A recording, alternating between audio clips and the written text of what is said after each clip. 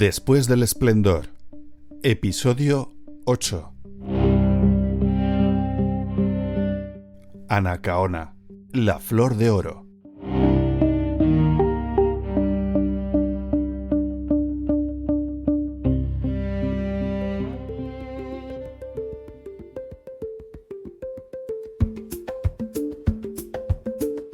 Imagina que tienes 18 años. Vives en la isla más hermosa que ningún ser humano ha visto jamás. Una isla que tu pueblo llama Quisqueya, la madre de todas las tierras. Las playas son blancas. El mar cambia de color 3 veces al día. Verde por la mañana, azul al mediodía, dorado cuando cae el sol. Los árboles llegan hasta la misma orilla del mar. El aire huele a tierra húmeda, a fruta madura y a sal. Eres princesa, eres poeta, eres la voz de tu pueblo en las ceremonias donde la historia se canta porque no existe otra manera de guardarla.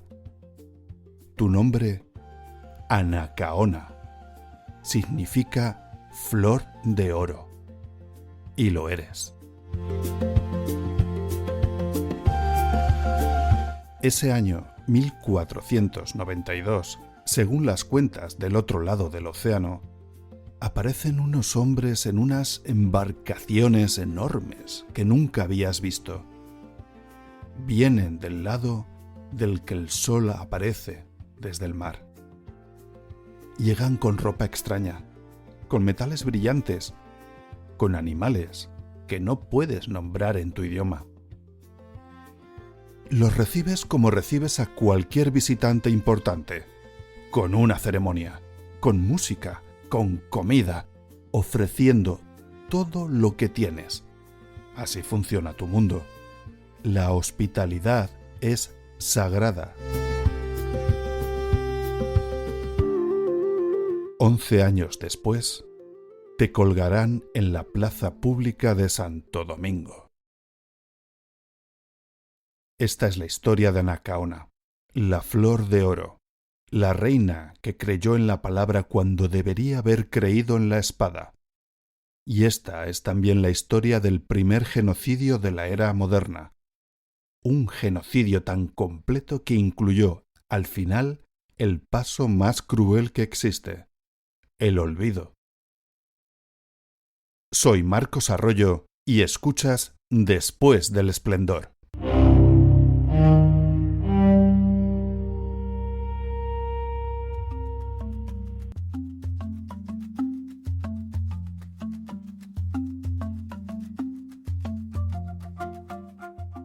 Vamos a conocer a esta fascinante mujer, desde el principio, desde su nacimiento. Anacaona ve la luz alrededor del año 1474, en Jaragua, en la isla que las tropas castellanas nombraron como La Española, pero que en realidad tenía otros nombres: Haití, que significa tierra montañosa; Bohío, según otras fuentes. Pero la que más me gusta es Quisqueya, la madre de todas las tierras. Pertenecía a una familia de alto rango entre los taínos. De hecho, su hermano Bohechío gobernaba y tras su muerte, Anacaona pasó a gobernar Jaragua. Era una líder muy respetada por su pueblo. Es importante dar contexto de la situación que se encontraron los navíos castellanos, porque cuando hablamos de la llegada de los europeos a América tendemos a imaginarnos un territorio vacío, o algo así como un estado de la naturaleza pura, gente viviendo en la orilla del mar sin más complicación. Y eso es una mentira cómoda, que la historia oficial ha tardado siglos en corregir. Los taínos no eran una tribu, eran una civilización. Llevaban asentados en el Caribe desde aproximadamente el año 400 antes de nuestra era.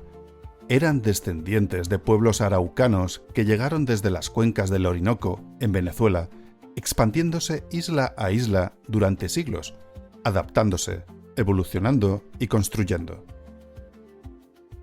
Cuando llegó Colón, la isla que ellos llamaban Quisqueya y que los españoles rebautizaron como la Española, estaba organizada en 5 grandes cacicazgos, cada uno gobernado por su cacique. No era una monarquía en el sentido europeo, lógicamente, pero tampoco era un campamento. Era un sistema político sofisticado, con jerarquías claras, rituales de poder, comercio entre territorios y hasta un equivalente a la diplomacia. En la sociedad taína se distinguían 4 grandes grupos. Los caciques, en la cima, con autoridad política, militar y religiosa a la vez. Los nitaínos, algo así como la nobleza o los oficiales superiores. Los beíques, los curanderos y sacerdotes que mediaban entre el mundo humano y el espiritual. Y el pueblo llano. Los naborías, que trabajaban la tierra, pescaban y construían. Y la tierra que trabajaban era extraordinariamente generosa. Cultivaban maíz, cacahuete, yuca, batata, pimientos. Desarrollaron sistemas de riego. Construyeron canoas de más de 100 remos para navegar en mar abierto. Tenían su propia farmacopea completa a partir de plantas locales. Jugaban con pelotas de goma. Algo que los europeos no habían visto jamás. Me refiero a la goma, no a las pelotas. Tejían algodón. Manufacturaban cerámica de una belleza que todavía se conserva en museos de todo el mundo. Y tenían algo magnífico, algo que quizás es lo más difícil de aceptar para una civilización que se cree superior allá a donde va. Un lenguaje cargado de poesía en la vida cotidiana. Llamaban al arco iris serpiente de colores, al cielo mar de arriba, al rayo el resplandor de la lluvia. Un pueblo así no necesita que le enseñemos a nombrar el mundo. Ya lo hacían mucho mejor que nosotros.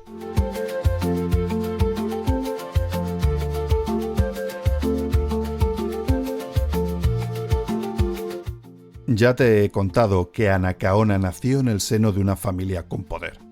Y de hecho, ella misma era la cacique que gobernaba el terreno más extenso y poblado de la isla. Pero lo que la distinguía no era su familia o su posición social. Era la voz. Algo que personalmente me fascina y por lo que me acabé de decidir por aprender más sobre ella y contártelo a ti. Anacaona desde joven destacó como compositora de areitos, las grandes canciones ceremoniales de los taínos.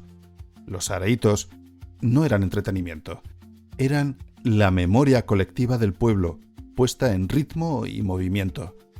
Cientos de personas bailando y cantando durante horas, a veces durante días, transmitiendo los mitos fundacionales, los nombres de los muertos, las alianzas entre cacicazgos, los tratados de paz. Los areitos era la historia hablada del pueblo taíno. Los taínos no tenían escritura. Su historia vivía en la voz, en el cuerpo, en el ritmo con el que recordaban las historias. El areito era simultáneamente su biblioteca, su templo y su teatro. Y Anacaona era su compositora más admirada.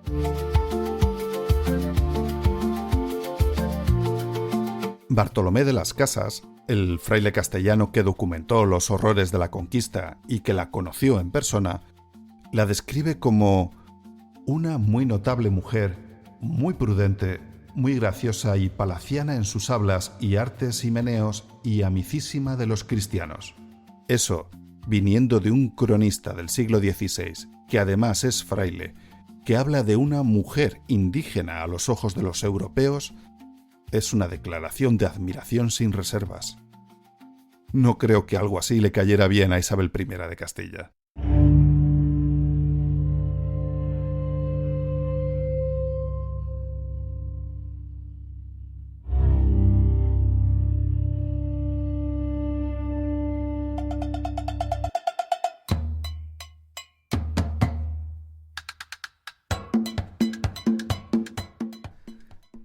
Vamos con el esplendor. Imaginad la llegada de un cacique aliado a Jaragua. Todo el cacicazgo se prepara durante días. Las mujeres tejen cinturones de algodón de colores, los artesanos pulen los dúos, esos bancos ceremoniales de madera o piedra que son símbolo de poder y espiritualidad a la vez. Los cocineros preparan el pan de casabe, el maíz, el pescado. Y cuando llega el momento, Anacaona sale a recibir al visitante. No camina. La llevan en una litera que portan 6 hombres. No como gesto de vanidad, sino porque ese es el protocolo de una cabeza de Estado. La misma distancia que en Europa se marcaba con un trono, los taínos la marcaban con el cuerpo en movimiento, elevado, intocable por el suelo ordinario.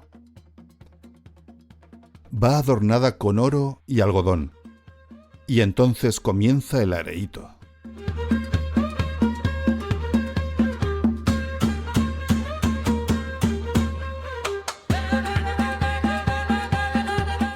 Cientos de personas en círculo, los tambores de tronco ahuecado, las maracas de higüero, las flautas de caña y hueso, las trompetas de caracola y la voz, las voces, cantando palabras que son historia, que son oración, que son identidad.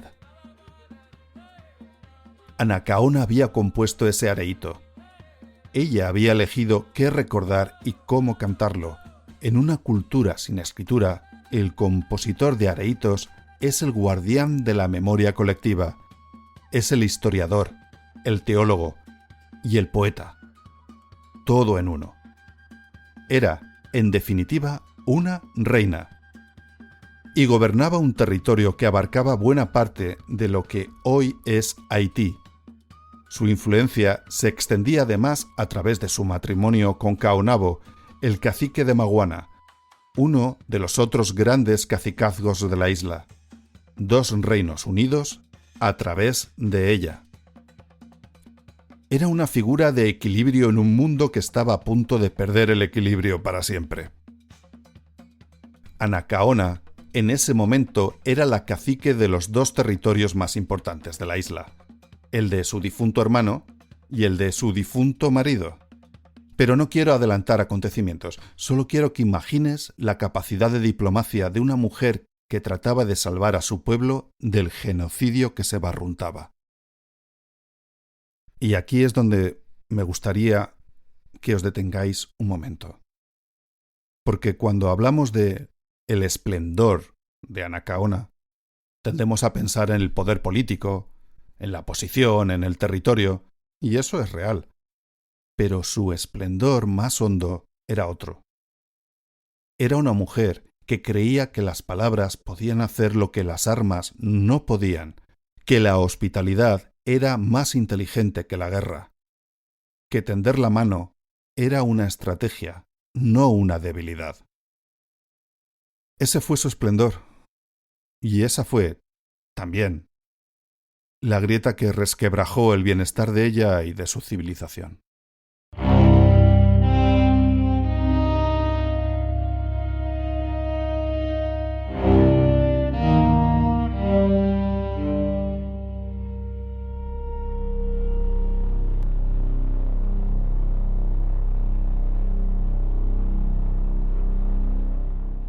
Las grietas no empezaron con Anacaona.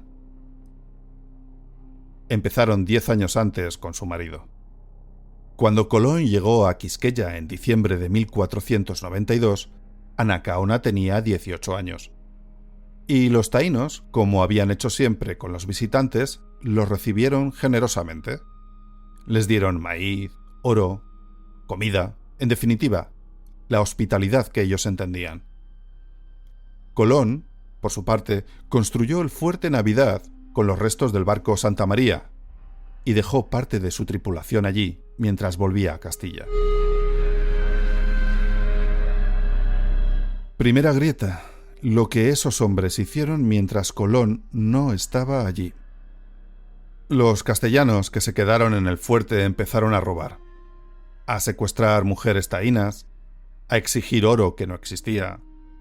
Los taínos reaccionaron como cualquier pueblo reaccionaría ante una ocupación así.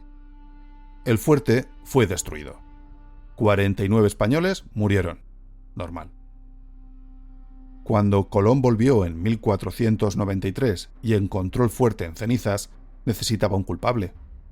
Y el culpable fue Caonabo, el marido de Anacaona. No porque hubiera pruebas sólidas, sino porque era el cacique más cercano y el más poderoso.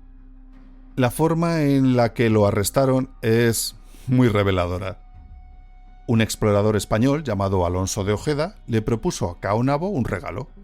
Algo brillante, de metal. Caonabo extendió las manos para recibirlo y en ese momento le pusieron las esposas.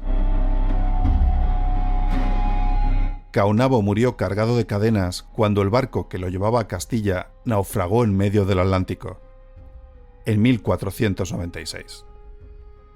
Nunca llegó a juicio, nunca se probó nada, ni falta que hacía. A los ojos del dios castellano era culpable de no enriquecer las arcas de la reina.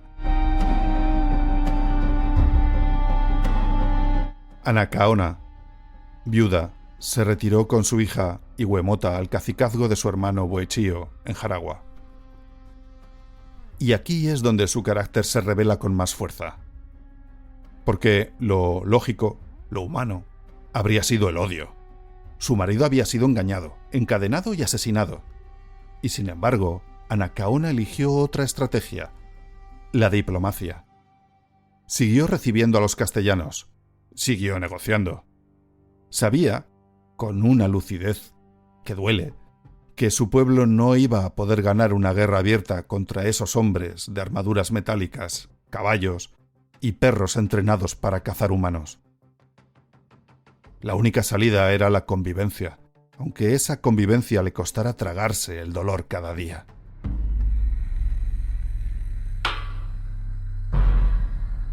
Segunda grieta, que los españoles interpretaron como sumisión, no como inteligencia, sino como debilidad. Tampoco me sorprende. Los ejércitos invasores no suelen ser muy de pensar, sino más bien de matar. Así, Boechío murió hacia el año 1500, y Anacaona, por su valor demostrado, por su influencia, por su capacidad política, fue nombrada cacique de Jaragua, el cacicazgo más grande de la isla, y gobernaba también, de hecho, sobre los territorios de su difunto marido. Era la líder más poderosa que quedaba en Quisqueya. Tercera grieta. En la lógica colonial, eso no era un honor, era una amenaza.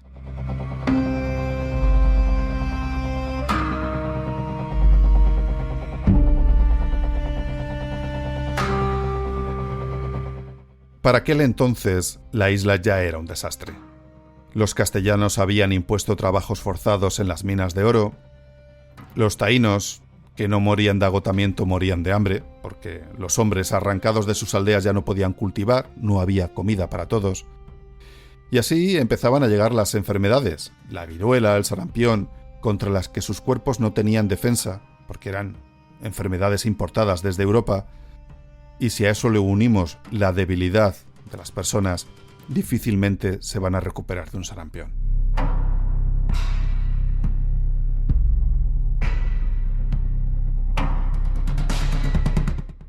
El nuevo gobernador de las Indias era un hombre llamado Nicolás de Obando, comendador de Lares, eficiente, frío, completamente convencido de que la pacificación de la isla requería métodos que hoy llamaríamos, sin titubear, crímenes de guerra.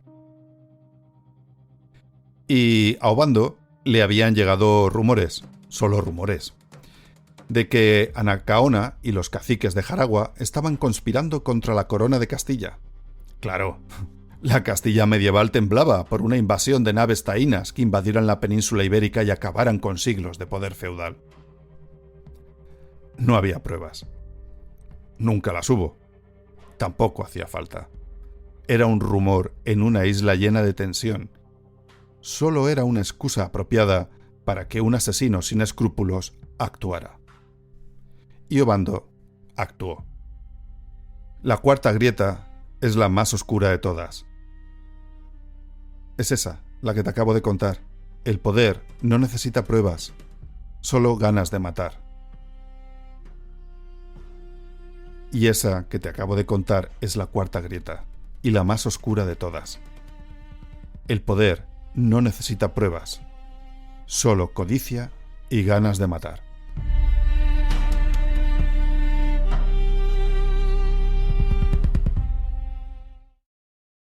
Otoño de 1503. Obando parte hacia Jaragua con 300 soldados españoles, 70 de ellos a caballo. Anacaona los recibe, sin miedo, sin armas, con una ceremonia. Días de areitos, bailes, banquetes, todo el protocolo de una bienvenida que un cacique importante merecía. Había reunido a los caciques subordinados de toda la región. 80, según Bartolomé de las Casas. 84, según algún otro cronista. Da igual. El caso es que había acudido la élite política de Jaragua y estaba reunida por orden de Anacaona, para honrar a los visitantes. Obando participó en las fiestas, aceptó los honores, sonrió, con fría falsedad, como una hiena. Y luego dio la señal.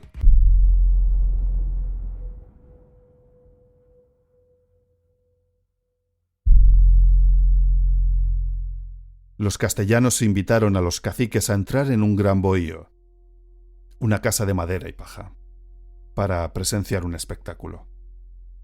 Los jefes taínos entraron desarmados y confiados, entusiasmados incluso. Allí dentro, los castellanos los apresaron, los amarraron y prendieron fuego al edificio. Los que intentaron salir fueron recibidos por las espadas.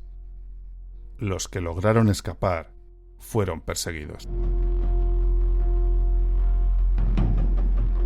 Bartolomé de las Casas, que recogió los testimonios de sobrevivientes y participantes, escribió cosas que todavía hoy son difíciles de leer.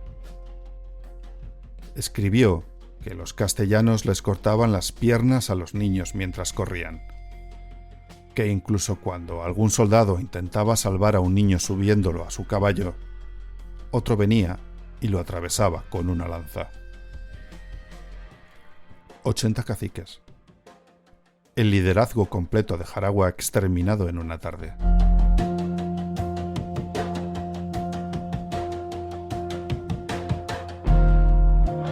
Anacaona escapó. Algunos la sacaron en mitad del caos. Pero Obando ordenó una persecución sistemática durante meses. Rastrillaron al completo la isla. Finalmente la encontraron. La llevaron a Santo Domingo.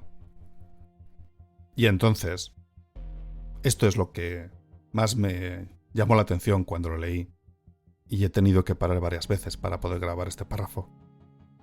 Y entonces, decía, le ofrecieron una salida aberrante. Según varias crónicas de la época, justo antes de su ejecución, un oficial castellano le propuso un trato. Ella salvaba la vida si aceptaba ser su concubina. Tenía 29 años. Era la líder más respetada de su pueblo. Había perdido a su marido, a sus aliados, a su hermano, a casi todo lo que conocía. Y rechazó la oferta. Ignoro cómo se diría en taíno poético de la época, ni en 1000 vidas, cerdo repugnante, pero seguramente lo pensó. Prefirió la horca a la deshonra. Prefirió morir siendo quien era a sobrevivir siendo lo que ellos querían que fuera. La ahorcaron en la plaza pública de Santo Domingo en 1503, quizás 1504. La fecha es irrelevante.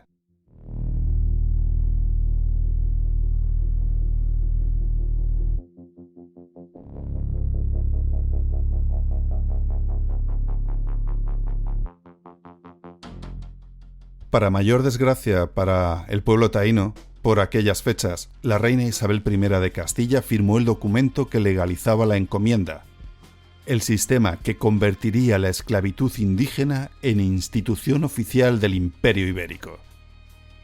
Y todavía pasó a la historia como Isabel la Católica. Prepárate, bonita, que el siguiente capítulo es para ti. Aquel edicto, no fue una coincidencia, fue una secuencia.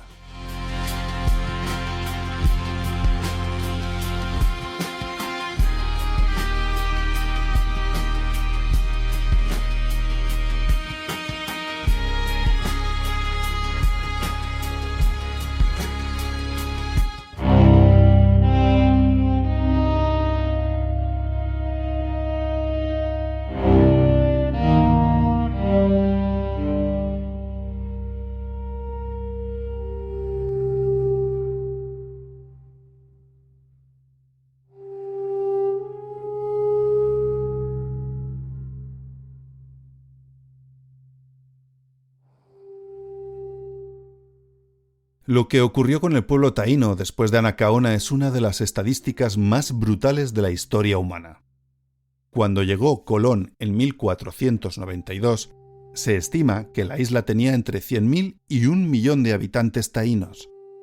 Los historiadores discuten el número exacto, pero todos coinciden en lo que pasó después. Para 1508, solo 16 años después de la llegada de Colón, quedaban unos 60.000 taínos en la Española. Para 1514, 32.000, la mitad. Para 1531, 600. En 30 años, entre el 80 y el 90% de la población había muerto. La Universidad de Yale clasificó lo ocurrido por los taínos como genocidio, no como consecuencia inevitable del contacto entre culturas. Genocidio. Las causas fueron varias y se reforzaron mutuamente. Las enfermedades europeas contra las que los taínos no tenían ninguna inmunidad, el trabajo forzado en las minas, donde según el historiador Jason Hickel 1/3 de los trabajadores moría cada 6 meses, el hambre provocada por arrancar los hombres de los campos de cultivo que alimentaban a sus familias, la violencia directa, los suicidios, porque algunos eligieron morir antes de ser esclavizados. Después de Anacaona, hubo cierta resistencia. Guarocuya, sobrino de Anacaona, a los que los españoles bautizaron por algún absurdo motivo Enriquillo, tan difícil es decir Guarocuya, se rebeló 15 años después de la muerte de su tía. Organizó a los supervivientes en las montañas. Resistió durante más de 10 años. Consiguió incluso un tratado con la corona de Castilla, pero fue una última llama organizada. Y luego, nada.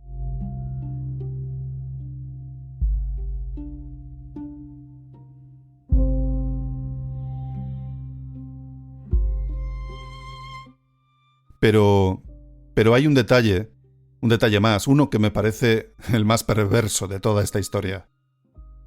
Cuando la población taína había decrecido, hasta unos pocos cientos, la burocracia colonial castellana hizo algo que solo puede llamarse un segundo genocidio. Este es de papel. Declaró a los taínos extintos oficialmente. Los borró de los censos, los eliminó de los registros, los absorbió en la categoría de mestizos y los hizo desaparecer de la contabilidad del incipiente Imperio Ibérico. La maniobra legal solo era otro artificio para sentirse con la verdad del lado castellano, aunque fuera fabricada. De hecho, aquel borrado servía para justificar lo que venía: la ocupación total de las tierras taínas, la imposición masiva de esclavos africanos para llenar el vacío de mano de obra y el olvido como política de Estado. Un pueblo que no existe en los papeles no puede reclamar nada.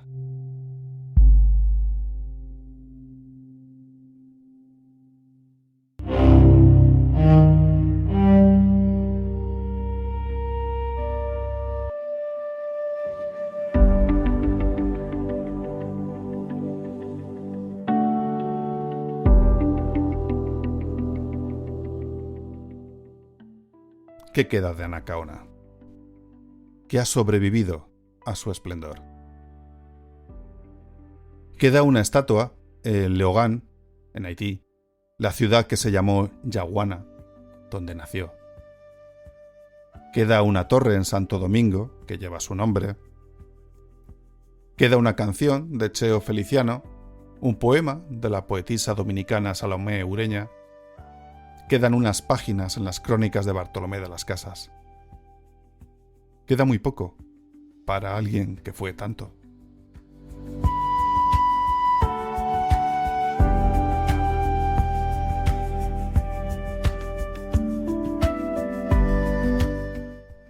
Y queda también algo que a Anacaona le hubiera encantado. A ella le encantaba la voz. Pues eso es lo que queda. Las palabras. Quedan palabras que utilizamos en nuestro día a día y que son taínas. Hamaca. Hamaca es una palabra taína. Cuando alguien dice canoa, o huracán, o maíz, o tabaco, patata, yuca, carey. Cada vez que alguien dice barbacoa, menos mal que no la quemaron a Anacaona en una hoguera, hubiera sido una ironía terrible. Cada vez que alguien emplea esas palabras, está utilizando palabras taínas, palabras que salieron de la boca de Anacaona. Los taínos desaparecieron de los censos. Se quedaron en las palabras, infiltrados en todos los idiomas del mundo, sin que casi nadie lo sepa. Anacaona era compositora. Guardaba la memoria de su pueblo en las canciones, en la voz. Al final, la memoria de su pueblo sobrevivió en las palabras que nosotros usamos sin saber que son suyas.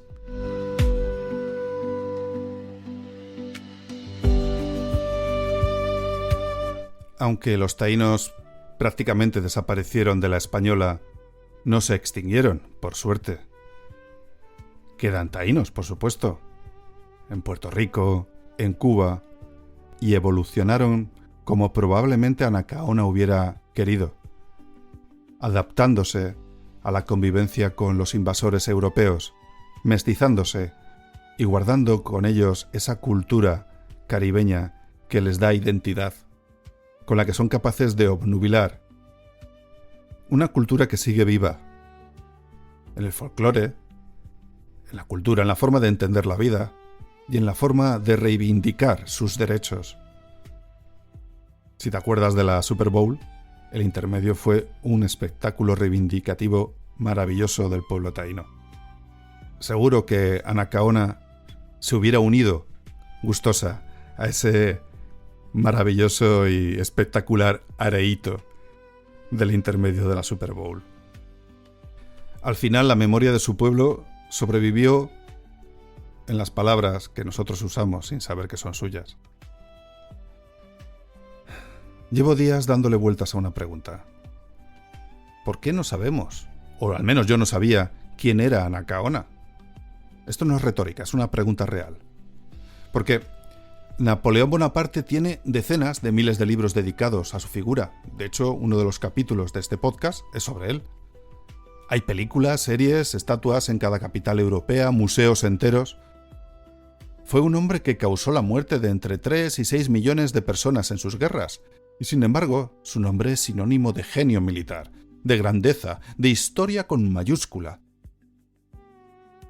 Anacaona gobernó un territorio extenso con sofisticación política y diplomacia. Fue poetisa y compositora en una tradición cultural de enorme complejidad. Murió antes de cumplir los 30 años, ejecutada sin pruebas, después de intentar toda su vida la paz. Y la mayoría de la gente no sabe que existió. Esta condena al olvido, ¿a qué se debe? ¿A que era poetisa? ¿A ser considerada una indígena inferior? ¿A ser mujer? ¿O por ser un recuerdo de superioridad moral sobre los castellanos invasores? Quizás sea más simple. La historia la escriben quienes ganan las guerras y borran a los enemigos incómodos. Y solo hay que dejar que el viento del desprecio sople con insistencia sobre la arena en la que se transmitía la tradición oral de una civilización. Y esto nos implica a nosotros. Porque heredamos ese olvido sin haberlo elegido, pero lo perpetuamos cada vez que no lo cuestionamos. Anacaona eligió la palabra sobre la espada, una y otra vez, frente a las provocaciones que habrían justificado una guerra. Eligió la hospitalidad cuando el odio habría sido comprensible. Eligió la diplomacia cuando la venganza era lo que cualquiera habría esperado de ella. Y al final la mataron por conspiración. Una conspiración que nunca se probó, basada en un rumor que convenía creer. ¿Cuántas veces en la historia se ha condenado a alguien no por lo que hizo, sino por lo que creían que podría haber hecho? ¿Cuántas veces el poder ha confundido la dignidad con la amenaza? ¿Cuántas veces hemos visto, y seguimos viendo, cómo una mujer con autoridad y voz propia se convierte automáticamente en un peligro que hay que neutralizar?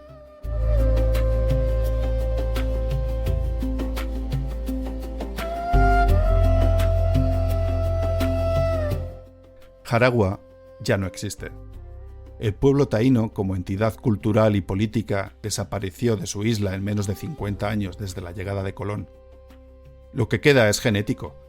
Estudios recientes demuestran que una porción significativa de la población de Puerto Rico, Cuba, República Dominicana lleva ADN taíno. Y también queda la parte lingüística. Pero lo que es la civilización que Anacaona representaba, la forma de entender el mundo que ella cantaba en sus areitos, eso sí desapareció. Y eso me lleva a la última pregunta, la que más me pesa. ¿Qué perdimos? No perdimos solo una mujer o un pueblo. Perdimos la pregunta de ¿qué clase de civilización podría haber sido la que ella construía? Una civilización que llamaba al arco iris serpiente de collares y al cielo mar de arriba, una civilización que guardaba su historia en canciones y en cuerpos de movimiento. Una civilización que eligió durante años la paz sobre la guerra cuando nadie le habría reprochado lo contrario. No sabemos lo que habría pasado o cómo habría evolucionado. Y esa incertidumbre, lo que podría haber sido y no fue, esa quizás es la pérdida más difícil de medir. Hay una frase que se le atribuye a Anacaona, recogida en uno de los poemas del siglo XIX que habla de ella. Lo más probable es que sea apócrifa, pero me parece verdadera de todas formas. Dice así: no me llamaron flor de oro por cualquier razón. Las flores de oro nunca marchitan, solo cambian de forma.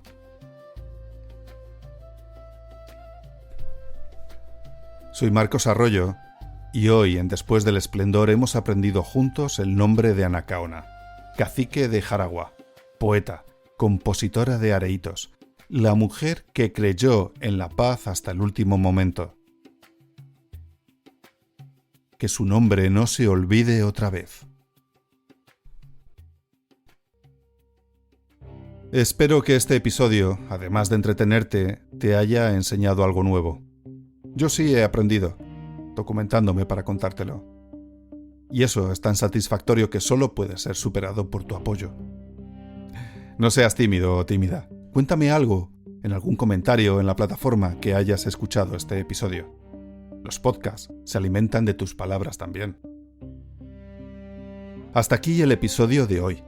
Puedes encontrarme en las redes sociales como @marcosarroyo, todo junto y con K, Marcos siempre con K, y contarme qué te parecen los episodios que ya has escuchado o qué historia te gustaría que te contara. En 2 semanas, más historias, más curiosidades, más grietas y preguntas que no tienen respuesta sencilla. Hasta entonces, cuídate mucho, disfruta de la historia y si este episodio te ha gustado, ya sabes, una reseña en tu plataforma da vida a este podcast. Soy Marcos Arroyo y esto ha sido Después del Esplendor. Gracias por estar ahí.